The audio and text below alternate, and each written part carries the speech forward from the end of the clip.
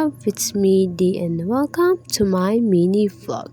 A day in a life as a young student content creator at age of 14. At pagkatapos nga namin kumain, dumaan muna kami dito sa plaza at nagkwentuhan lang saglit. Pagkatapos nga niyan ay napag-isipan nga namin na umuwi na.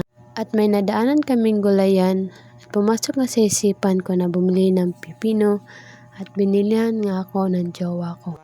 Pagkatapos nga namin nagbayad ay malis na rin kami.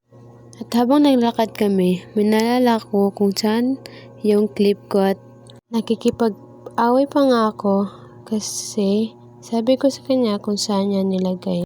Ito ang sinabi niya. Ito ang saan mo gisecure? Hindi na lang ako nakikipagtalo kaya umalis na lang kami at hindi na lang namin binalikan yung clip. Bilhan. Dahil bibilhan niya lang daw ako ng bagong clip na magagamit ko. Habang naglalakad kami, dumaan muna kami dito saglit sa plaza na tinatawag nilang playground. Hindi dahil pumunta kami dito para maglaro, kundi pumunta kami dito dahil gusto naming makita ang pinakamagandang Christmas lights nila. Ito na at naglalakad na nga ako pauwi. At nandito na nga kami dito sa highway at tumawid na nga kami habang wala pang sasakyan.